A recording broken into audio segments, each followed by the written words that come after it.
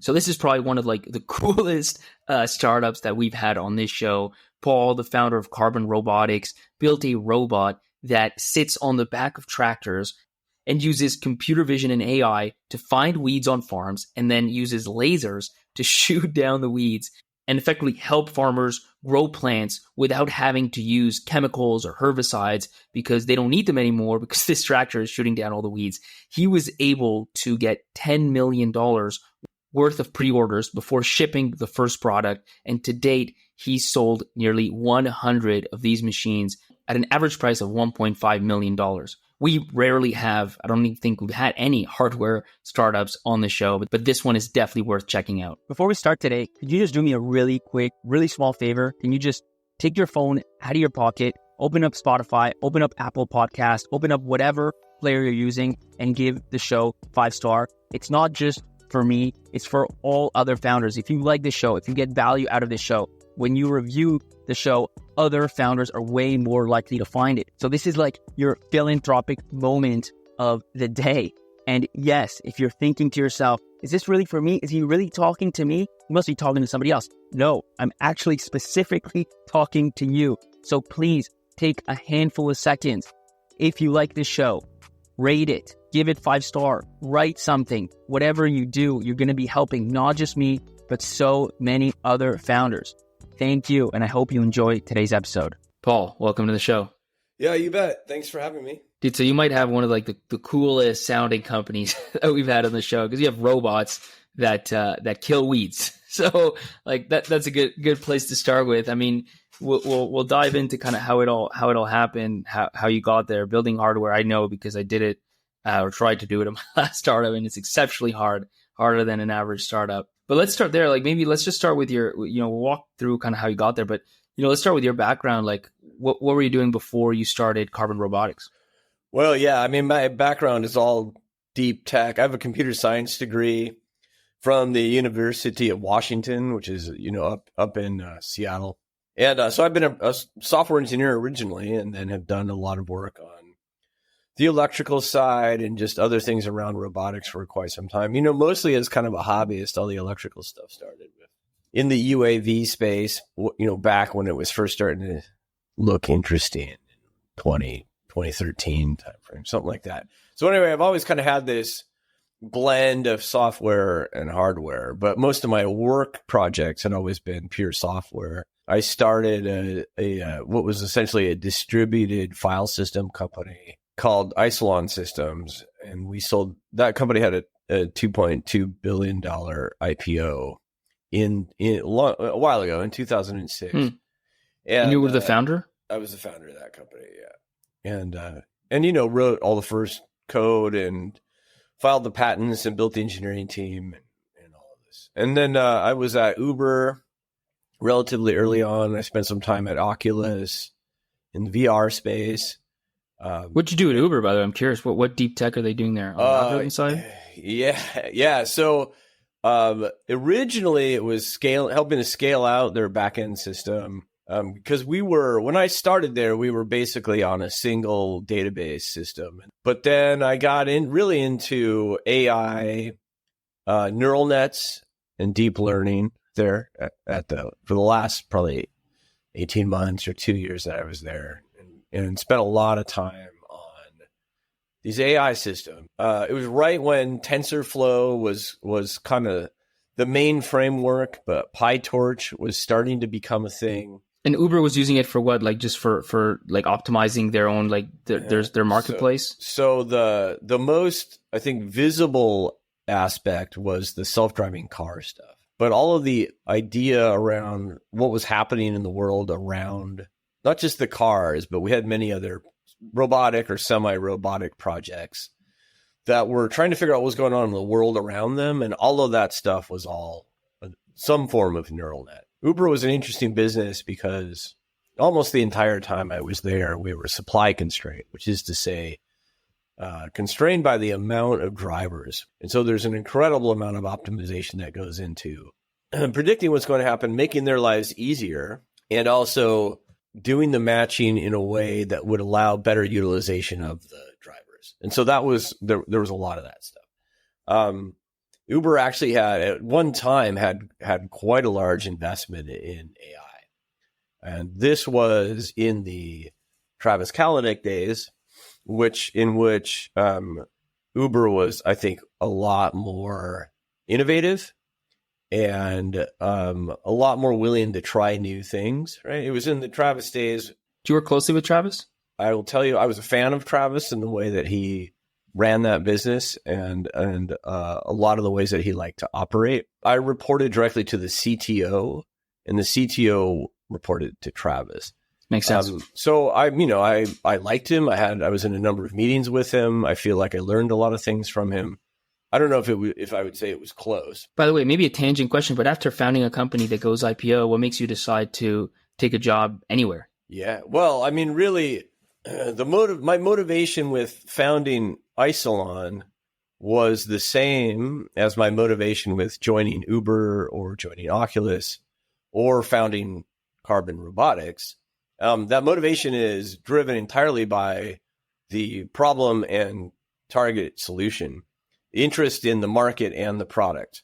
And so I don't really, if I hadn't founded Isilon Systems or if I hadn't founded Carbon Robotics, those are the places I would have wanted to work at anyway. So at least for me, I feel like the better companies are the ones where you started it because you saw a problem and you had a great solution you wanted to activate on, whether or not it was actually your idea originally or whether or not you founded it, right? So I felt like Uber was the same thing, where I was living in San Francisco at the time, and had previously lived in Seattle and, had been in, you would call metropolitan, major metropolitan cities, and just saw how hard it was to not have a car and want to be able to get around the city. And, there's all the issues with parking spaces, right? How much of our cities are taken up with just parking? Drunk driving is a huge issue, especially being a young gentleman, trying to go out on the town and you have a couple drinks with your friends or some ladies or whatever.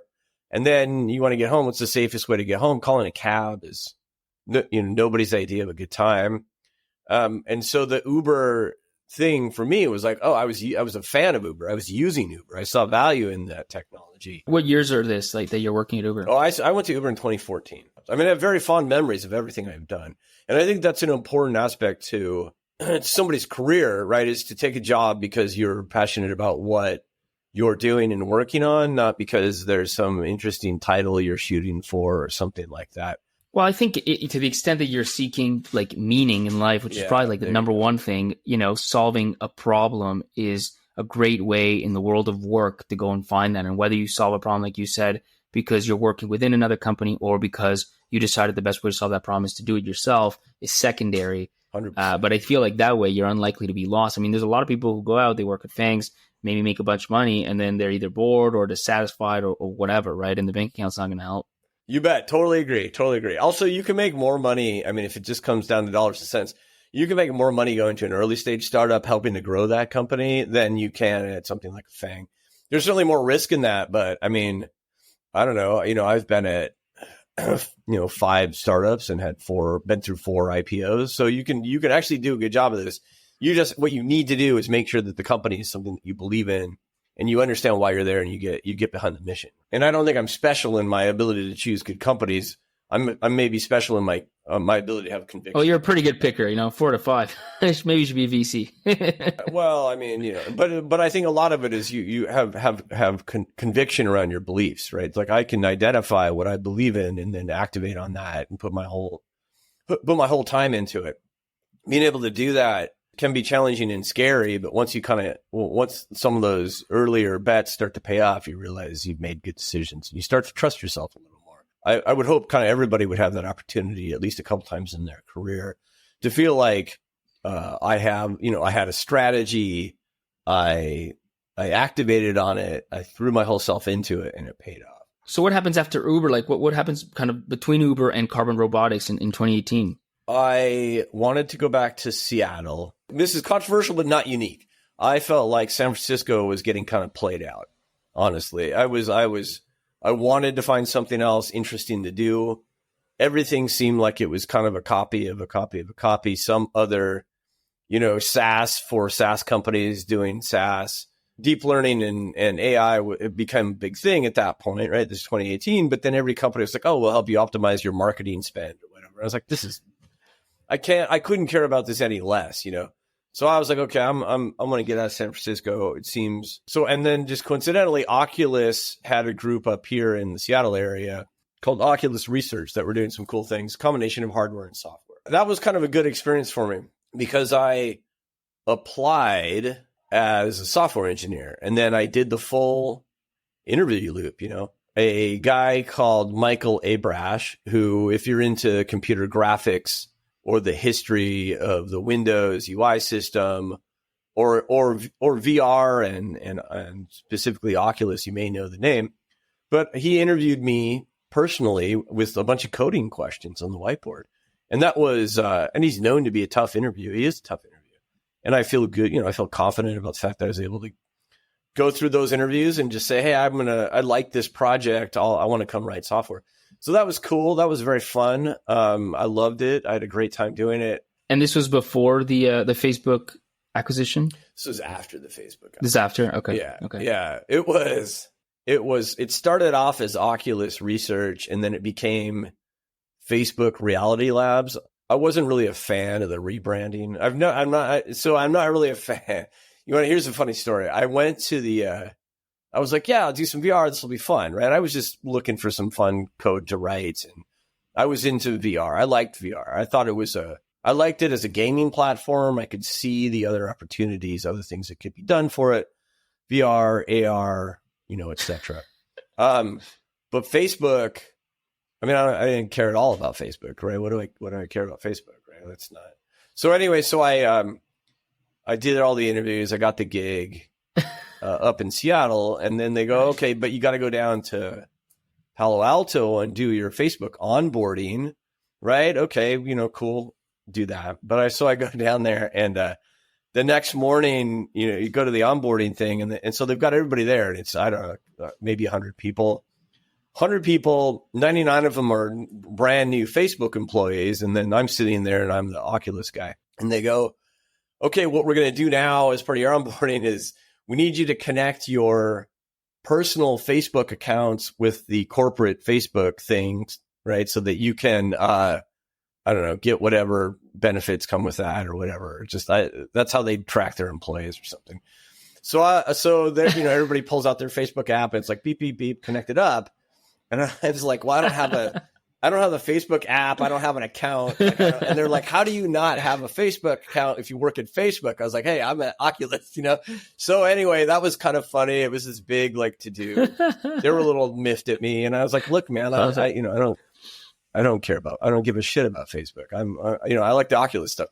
Anyway, that was funny. But I will say, as an environment, Facebook took really good care of their people. I have respect for the way that Zuckerberg, I think, treats his folks, his software engineers. That was my experience. Oculus, I wish them well, and I like the VR space quite a bit. It was, in the long term, not for me. I think I maybe got a little disillusioned about the distance between the reality of the abilities of the current gen hardware, versus where I wanted things to go.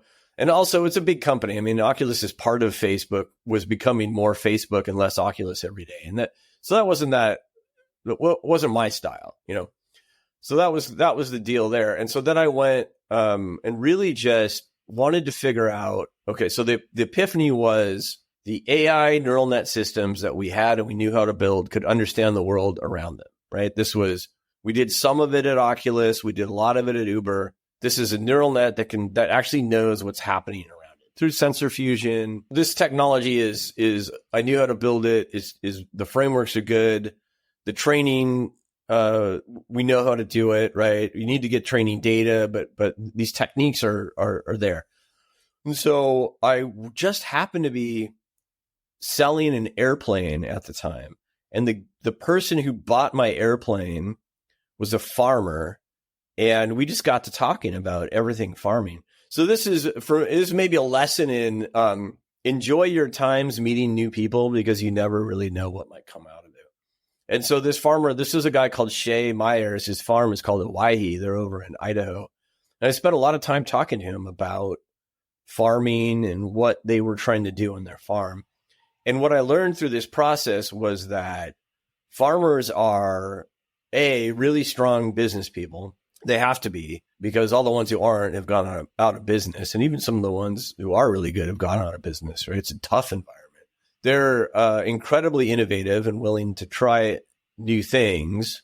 So that means not afraid of automation, not afraid of computers and robotics, right? And that there's a huge opportunity there because nobody was really focusing on it. There's a divide between traditional venture capital money, which comes from places like San Francisco and Seattle, and where farming happens, which is in places like Salinas, Bakersfield, Cuyama, El Centro, right? These are names that if you're just in tech, you've never heard of before. There's a distance there that is geographic.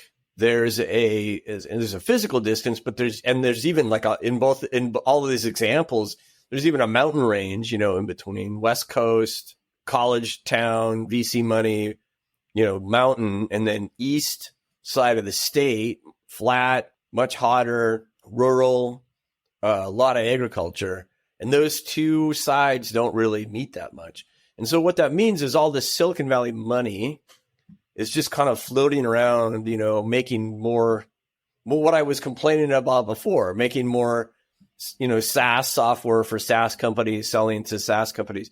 And it just kind of goes around and around and around. So there's this giant opportunity over here, and there's all this money over here. It's an interesting observation just on the money piece, just to go on a tangent, because, you would think that investment should be rational, and if there's opportunity somewhere, somebody will find it. And I think in the long term, that's probably true. But the reality is, at seed stage, which is what you need to get the thing going, so much of this is about this kind of sense of conviction, right? Like the person writing a check has to really understand, not just like the team and all that, but like resonate with the problem set. And in there, it's a fully human affair. And so obviously you're going to resonate. You have biases and you're going to resonate the problems that you understand. And if you're, living in SF your whole life or wherever, like Toronto, you're in Canada, whatever it is, like you're not close to something like farming, the likelihood of somebody pitching you that and it making sense to you is much lower than like, the SaaS for some SaaS company, because they just heard another board meeting that some SaaS company was struggling with that problem set and they get it. And so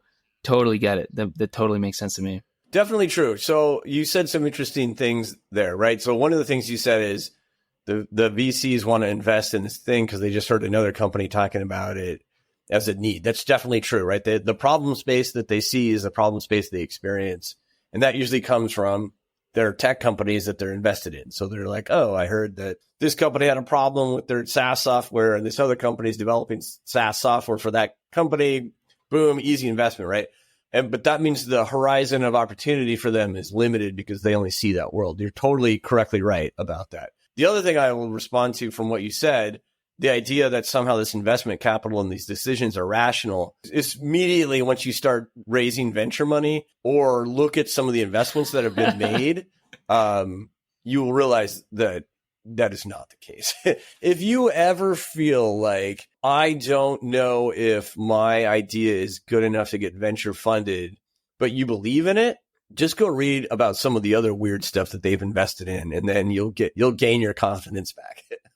How's that? Yes. Yeah. So so a lot of it is storytelling. It really is raising money and presenting the problem clearly, outline the opportunity, and then how your solution maps onto that. And I think doing that is the most important. And there are a lot of good ideas that never get funded, not because there's something wrong with the idea, just because the founders never figured out how to tell the story appropriately. And that is really a lot of it. That's what raising money is all about, is you're trying to take somebody from where they are, and where they are by definition is not at your solution, right? You're bringing that to them. So you're trying to take them from where they are in this journey to understanding where the opportunity is, and then how what you're doing fixes that, addresses that. And so you got to remember that they don't already know the answers to these things. And I think sometimes people, when they pitch VCs, they feel like they have to just pump their their pitch decks with so much information so that, I don't know if they feel like that's necessary for credibility, or they feel like they want to sort of tell the whole story and not leave anything out, or whatever it is. But you've got to remember that you're telling a story here, and all of the little details, those, leave that for follow-up questions, leave that for due diligence. Make sure that your story arc makes sense. And when I review, pitch decks for people trying to get fundraising, I mean, that is always the biggest mistake I see, is people their pitch deck is like chock full of information, but you lose the story. You lose the thread of the story there. You've got to make sure that story is clear.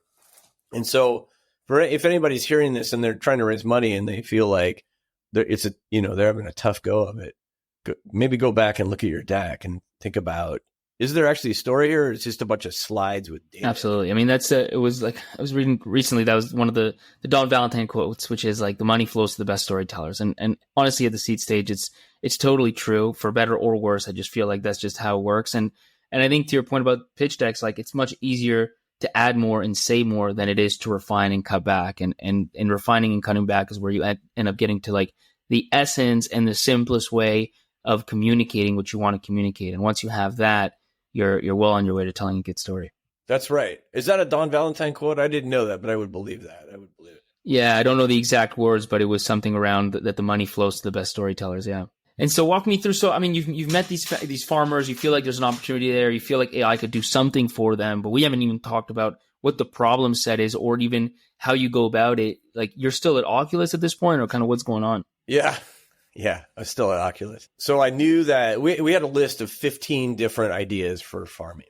This was after several conversations with this Idaho farmer. We had this one it was like 3-hour long thing where we just went through all these ideas. And the top of the list was weed control, killing weeds in the field. So the problem is, you're growing crops and it's an organic environment. So you put your seeds down, everybody knows this, you water them and fertilize them, boom, you get your crops. Well, that's kind of true, but also everything else in the environment wants to take that water, use that fertilizer, use that nitrogen to grow, and seeds blow into the field that come in through the water supply of other plants. And when other plants show up, they take those nutrients, and they also crowd the space, and they make it difficult or impossible to harvest, right? Because you grow a field of something, and if you've got a bunch of other stuff mixed in there, it makes it very hard to harvest, right? You don't want to get a bag of salad. You don't want in your bagged salad to get a bunch of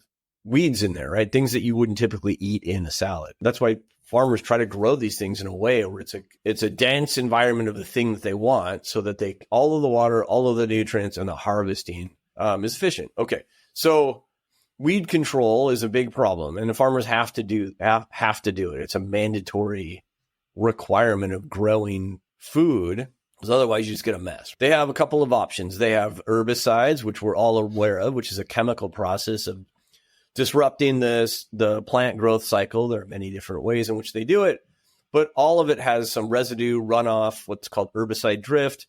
All of these chemicals have some negative health effects for people, and long-term negative health effects for farmers, because farmers are the ones who are exposed to these chemicals in the largest degree, right? They spend their whole careers exposed to this stuff, and they're the ones who suffer the health effects the worst. And the production of these herbicides has an incredible amount of greenhouse gases that gets released as well. The production of these herbicides is detrimental, destructive to the land around it. It's not good. But we do all of this because we don't have a better way to control these weeds. And then the other thing that people do, they'll just throw people at the problem, right? So they hire farm labor, almost entirely immigrant workers who are on these H-2A guest worker visas. For those folks, it is a really difficult, dangerous job, and can be a dangerous environment and situation, because they are having to travel across the border, get their paperwork in order. There's a lot of cost, time, and expense spent on this travel. And then they're far from home doing this work, which is not, which can be dangerous. I mean, we've had field workers die from being out in the field in the hot sun pulling weeds. it's not a great job. By the way, how did you find out all of these problems? Like, I mean, you had that one discussion with the farmer, which I think opened the door, but I'm curious on the process of you figuring out all of these specific problems that farmers are having when it comes to weeds and weed control. We had several conversations, and then I spent some time out on his farm with him. So it was more than just talking. We actually went out there and spent some time. And also, he introduced me to other farmers. And so then before I built it. This was, you'd already quit your job and you kind of were doing this full time, or as you were working?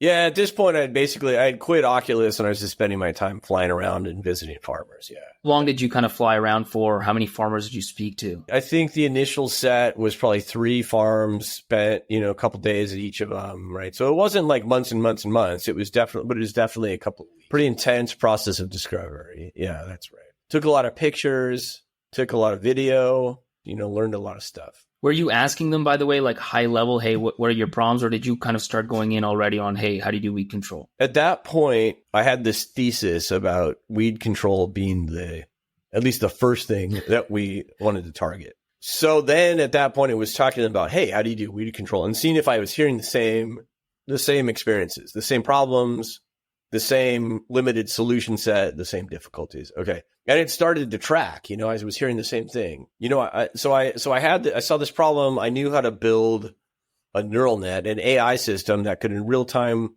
with cameras identify what was happening. And so now the question is, well, what do you do? How do you get rid of the weeds? And lasers was really just thinking about the ways in which you could destroy plants effectively. I don't even remember. I just had the idea for lasers at one point. I think it was because, deploying heat directly to a plant in the most efficient way. And I knew a little bit about lasers, although not that much. But one thing I did know is the laser is a way to put targeted energy directly on a point. We had done some laser stuff at Oculus, of course. Maybe that was where I learned the basics of some of this stuff. But so I knew this general concept, and then it was just time to learn about the specifics of laser technology and would this really work. Very quickly, I figured out how to take optics and control the beam path in 2 dimensions and put the beam where you want. The first version of that thing was something I built in my home office. I still have the videos of it, where I was basically doing like a little mini laser show on my wall, just with mirrors and servos. But once you start getting that working, you imagine, well, what if this laser, instead of 20 milliamps was hundreds of watts? And what if these servos, instead of these cheap, UAV servos, were actually scaled up really fast industrial servos? And what if instead of a Raspberry Pi, I've got big computers with GPUs? This is a solution that I could build. Would that pencil out? Would that work? And so the rest is just exploration, a lot of math and trying stuff. Pretty quickly, we got something built that we could take out into the field and shoot some real weeds in real farm fields. And this was pre-funding still at this point? So what happened is I quit Oculus. I did the basic work to identify the problem. I had built very simple versions of the software and had shot some weeds in my backyard and decided I wanted to go try this. So I put some of my own money into it, and I got a little bit of venture funding, just enough to basically get an office, hire a couple people, and kind of build a first prototype. So that was our seed round. Yeah, that was 900,000 in a seed round is what it was. 400,000 of that was from me. 400,000 of that came from this fund called Bolt, which was a hardware focused early stage fund. And what was the objective with that? Because that's a huge difference between hardware and software is, this idea of an MVP. I mean, software, you build something, you put it out, you get some traction. What's the objective with a $900,000 round when it comes to building huge machinery? Yeah, that was enough money to basically get a prototype built and put it in a field and see if it worked. That was the whole objective. So hire a couple people, build a machine, in this case, something that we manually pushed, all the lasers, the computers, the servos. And by the way, that machine, you were pushing it, or was that is it on some sort of moving system, or how does it move around the farm? We were pushing it. We were manually pushing it. So that was me and there's a guy called John May, who is our vice president of product today, who started off as a mechanical engineer. And so that was me and John May pushing that thing in the field. So at the time, John did all the mechanical work and I did all the software work, and the electrical was just like cobbled together. But we got that thing working and we pushed it around. So, me and John out there pushing this thing. At the time we called it vertical cart, because it was a cart that you pushed and the laser was mounted vertically down, pointing at some optics and all that stuff. So we were out there pushing vertical cart. This is what people don't realize with hardware. Like, hardware is hard because it forces you, like, the whole cycle. I mean, you push out software, you're in like wherever you are, you push it out, like it breaks, you fix it, like it's back up and running. This is like, you go out, you push your cart around a field, it's too hot, it, falls, whatever, and you got to deal with all these problems. And it's crazy. The cycle is so much slower and so much more painful, right? It's exactly what it was. Yeah. And it's like, the camera lens is like not able to focus at the right distance, and we have to move where it's mounted, and the one of the wires, stripped out, and we have to go find a soldering gun and try and remember where it goes. And I remember, I have to tell you the story because I'm sure you've had things like this similar. Like, I remember with Gym Track, this was our first ever, we shouldn't have done this, but we, for whatever reason, signed up to go to like a conference and have like a booth at a conference way before we were ready. And I think it was just like a timeline, like, let's just make it happen. And we worked backwards from that. And I remember the hotel room before like the conference day, and I drove there.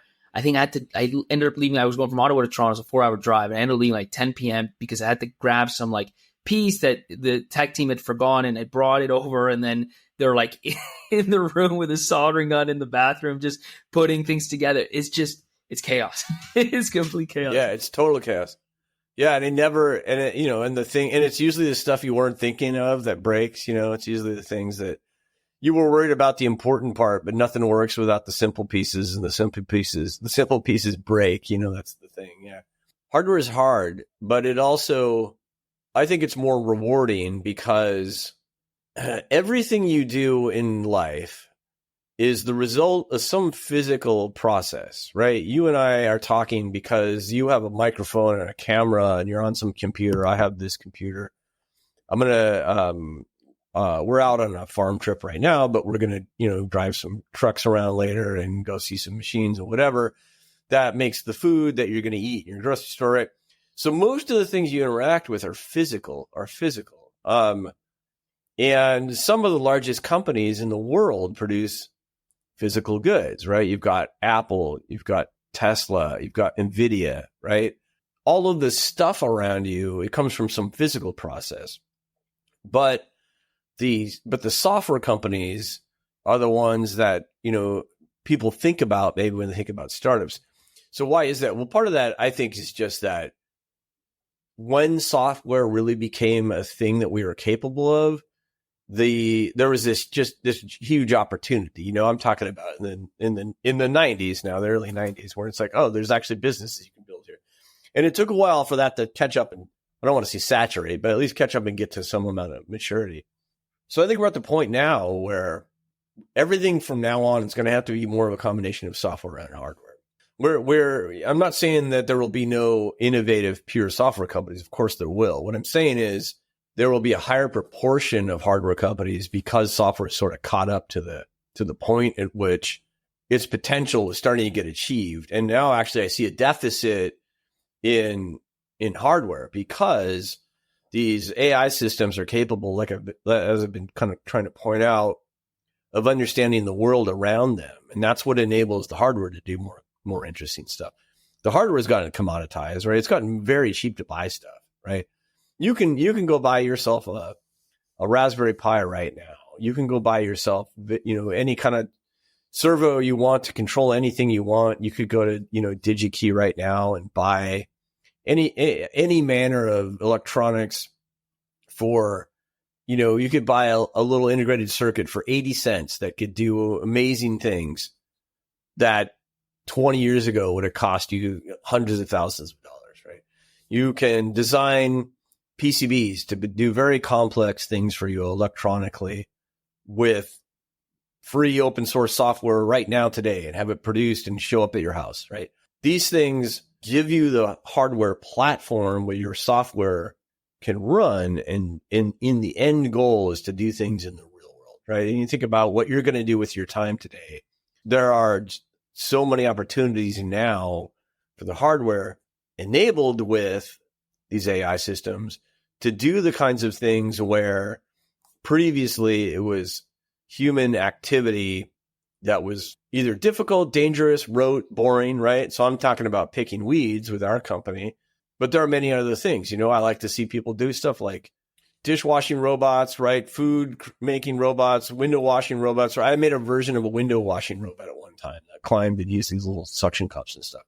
These are all the kinds of things that are going to start showing up now because the commoditization of the hardware, the abilities of the software and the AI systems, we should be able to move to a world now where a lot more of what's happening around us in the physical world is happening based on robots built by startup companies.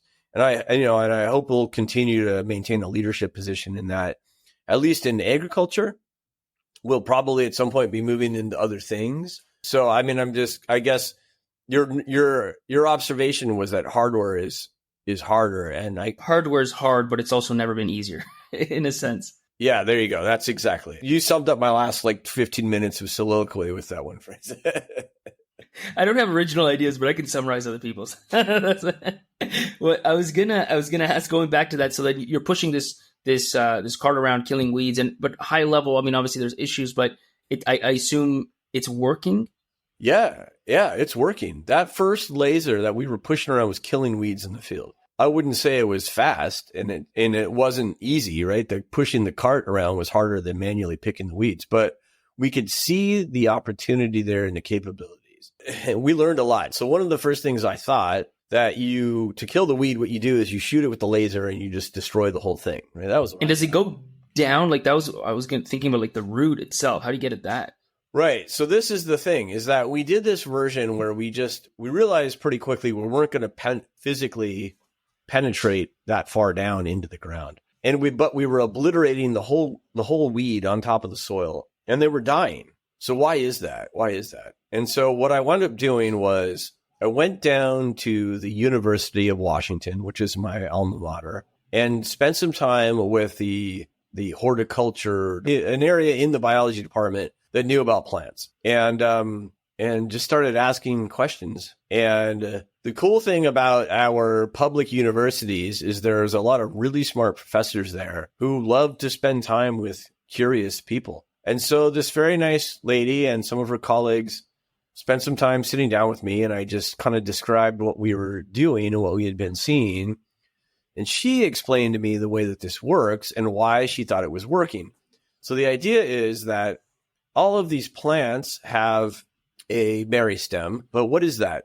So the way that you, as a person, you have stem cells. You've heard of this term before, probably, stem cells. And what are stem cells? Well, they're the undifferentiated growth cells that can become just about anything, right? So when you are, earlier in your development, when you're a small, recently fertilized egg, what you have is a bunch of stem cells that will become the different parts of your body, and they're activated through hormones and, heat and the environment, all this stuff. But basically that's where you come from.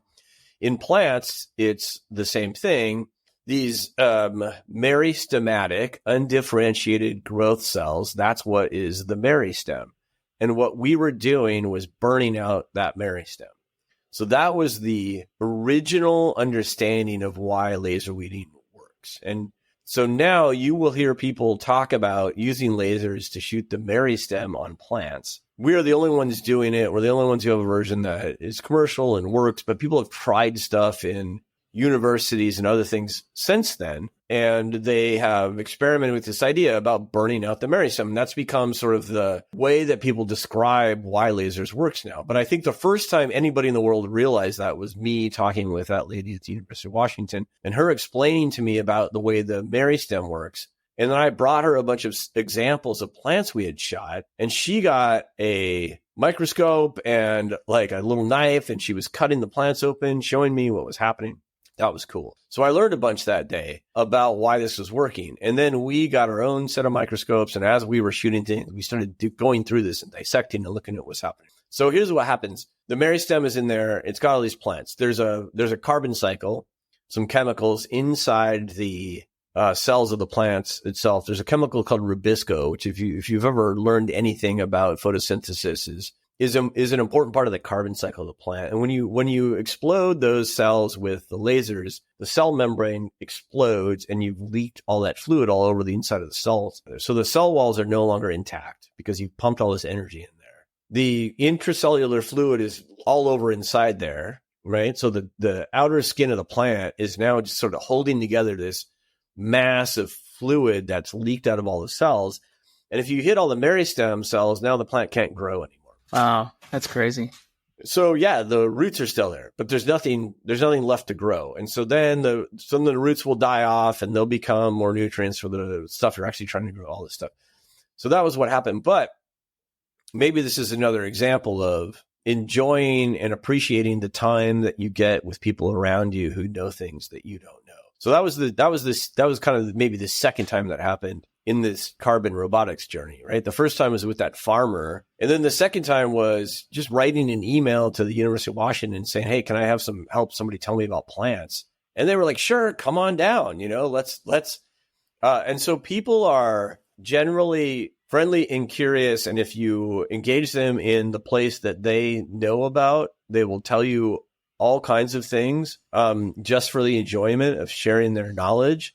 And you should take advantage of that when you can, because you might discover something amazing. And so you now understand why the laser is working, and it is working like you said. And so you have a prototype built, which I think was the objective that you mentioned for that seed round. So do you go out now and raise a larger kind of Series A? Because, building hardware is expensive. Yeah. Went and took a 8.4, I don't know, 8 point something $1 million Series A and started building. And now the objective is kind of use that to build a production level or a handful or some amount of production level. Yeah, we went through in pretty quick succession 3 different generations of laser weeder. And we got to the point where we had done weeding in a real field that was where produce was going to market, but we didn't actually have the machine that we wanted to sell yet. What was the thinking, by the way? Like, how was this machine supposed to operate? What was the form factor you contemplated? The basis of the whole machine is a computer vision system, cameras, laser control system, and then some clever optics that we've designed. So we have all that system. But then the question is, how do you package it and deploy it? So at the time, we had autonomous self-driving robots that would do that. And they would drive up and down the field. And you can maybe still find some videos of this on the internet. I still have a bunch of photos of a bunch of them in the field going around killing weeds with these lasers. Robots that you had manufactured within Carbon Robotics, or those were kind of outsourced and you put your... No, we built them. We built them ourselves. And those worked. But there are all these issues around the autonomy piece. There's regulations, there's safety, there's situations where the autonomy just wasn't quite there yet. And so we realized that the requirement for autonomy was going to hold us back if we coupled that together. So what we did was we removed the autonomy. We made the laser weeder a thing that would be pulled out of the back of a tractor. And then we just focused on laser weeding itself. What year was this that you made that switch? We decided to make the switch in 2021. The first ones came off the line in the middle of 2022. So we made that switch in about a year. And how did you think about the go-to-market side of this? Like, as you're building, from 2019 to like 2021, so 2.5, 3 years you're building, what are you doing on the go-to-market side during that time? At that point, we were just experimenting. We're probably talking to something like, let's say 10 new farmers a month. So we're not really heavily engaged in the go-to-market at this point. We're really just trying to learn more about farming environment. But we were building up call it a database of contacts that we could come back to when we felt like we had some product market fit. But we knew we didn't have product market fit yet. And so the idea was not to start selling. It was really to figure out how to keep working on the product until we had something that we thought we could sell. And it wasn't until we decided to split out the autonomy from the laser weeding itself that we realized, that was going to be the hit. That was the way to do it. And that separation, that split, moving laser weeding off the autonomy platform, that was actually John May's idea. That was the first guy I told you about, that he and I pushed that robot around. And so what we did was we built that separate pull behind machine. The idea was see if we could get people to pay us money for it for what we called pre-orders, which is you pay some money, you land on the order sheet, and then we're going to ask you for the remainder of the money when we're ready to deliver. That was the whole concept there. And people started signing up and giving us money. And even though we knew we weren't going to be able to deliver for like a year at that point, we did demos with the existing autonomous machines, right? So we would demo with the machines we built, show them how laser weeding worked, and then offer to sell them the tractor pull behind version of that. And I did some of those. John May, again, the same guy, did a bunch of those. And at one point we had stacked up, all these orders. So by the time we were ready to roll into manufacturing in 2022, we already knew where our first, 10 laser weeders were going to go. Yeah. How are they priced? How did you figure out pricing? Pricing is more art than science. You need to make sure that you're selling things for enough, that you have enough margin on the product to sustain your organization, right? Otherwise, nobody's going to have anything, right? But you have to price it in a way also where people can afford to buy it, right? So we priced it for an ROI, really. We focused on making sure that farmers would get their money back within 3 years on that investment. So the idea is whatever you spend, the savings that you get from that needs to be equivalent to the purchase price within 3 years. So that was our pricing philosophy. These things cost millions of dollars, right? The amount of money that we spend building it is significant as well. The components aren't cheap. And so it's really a question of, is the ROI there? And so when you talk about having like 10 machines in pre-order, that means you have like $10 million in pre-orders, something like that. Yeah, that's right. And so so then we're rolling into 2022, hadn't finished any of these things yet, but we had all these orders. So then it was like, oh, we got to build this, And are you running out of money at this point? Because it's been quite a while. I mean, $8.5 million is big, but it's not unlimited. I mean, in startup life, in particularly hardware startup life, you're always running out of money. You're just like, dude, you're always like 3 months from bankruptcy, like continually. That's true. We got good at telling the story, like we talked about. Storytelling is important. We had, I think, a good team with credible backgrounds, people that you could get behind and bet on. And the pre-orders were certainly helpful in fundraising, right? Seeing that people would put money down. So I'm not saying fundraising was easy. It wasn't, but it was doable. And yeah, I mean, we always had some point where, okay, we're going to run out of money, right? That point was always closer than we liked, you know what I mean? But at the same time, you see a way through, and the way through is continue to sell. So whatever phase you're in, right? For us, then it was continue to get these pre-orders, continue to build the case that there's a real business here, and then go fundraising. And it seems like the milestones were pretty kind of clear, right? It was like raise a seed round to build a prototype, raise a Series A to get it close to production, get some pre-orders, raise a Series B to really kind of go out and deliver on those pre-orders, and everything you need. It sounds that way because I'm telling you the story with the backbone of history clearly in place. Sure. But it's a lot what I would tell you is that when you're living through it, it of course doesn't seem that way, right? You have 20 different ideas that you think this might play out, and then years later when it works out, you go, oh, it worked out because we did this one thing. But it's like, okay, but you were also that one thing was one out of like 20, right? And you didn't know that one thing was going to be the thing. And of course that's true. And that's been true for every company I've ever been a part of, right? Like even, we talked earlier about Isilon, that company that I founded that has this multi-billion-dollar IPO. And if you hear them tell the story now about Isilon, they'll make it sound like that. Well, what we knew is, A to B to C to D, and it was totally clear, let's go. That's not what happened at all, man. It was just like, people are trying their best, but the future and path are not clear. And there were definitely moments at Isilon where we were, 30 days from cash out, and what everybody forgets is the times at which it looked like the end, or your VCs are telling you they don't really know if they want to put any money in anymore. I mean, that definitely happened at Isilon. There were definitely times where our VCs said, you guys are done. And also people they'll tell looking back the one story arc that worked, that ended with you being, all these little tangents along the way just kind of get cut out, so you get this simple narrative, right? Yeah. I mean, we could have made any number of simple decisions that could have dramatically affected things one way or another. And we really were just feeling our way through it. And so, and like the story's not written yet on Carbon Robotics, right? We're not a public company yet. We seem like we're on the path, we keep doing what we're doing. We'll probably have an IPO in the next year or two.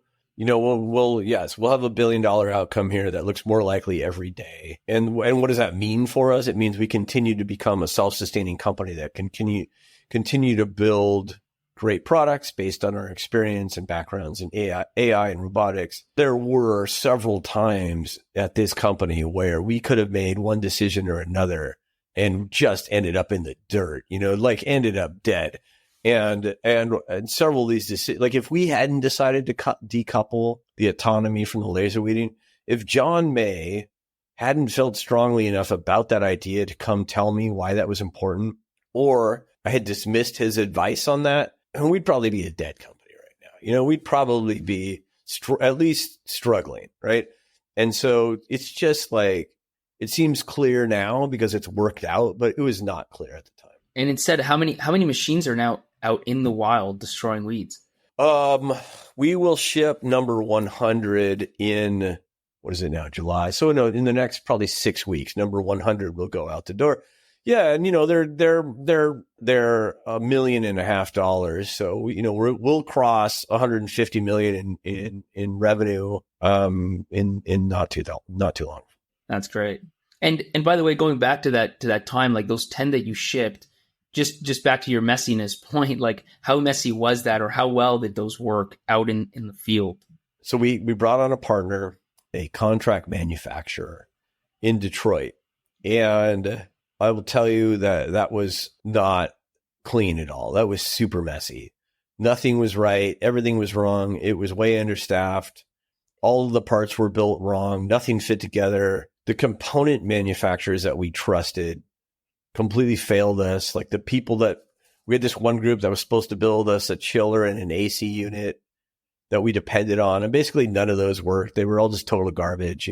It was a disaster. But we fought through it. We spent months and months and months, engineers, basically living out on the manufacturing floor, doing these, 18-hour days, figuring out what was working, what wasn't working, tearing stuff apart, rebuilding things, continually. It was really painful, but we got them working. We got them shipped. We refined our process. We learned how to get better and better about it. Some fun times, from those days. At one point, everybody was so frustrated. We had this chiller thing that just didn't work. It never worked. This company told us they knew and they were experts and whatever. We should have tested it better, I'm sure. And you can say that. You always say that about the stuff that didn't work. I should have tested it better. But you ignore all the other things that did work that you probably could have spent time testing as well or whatever.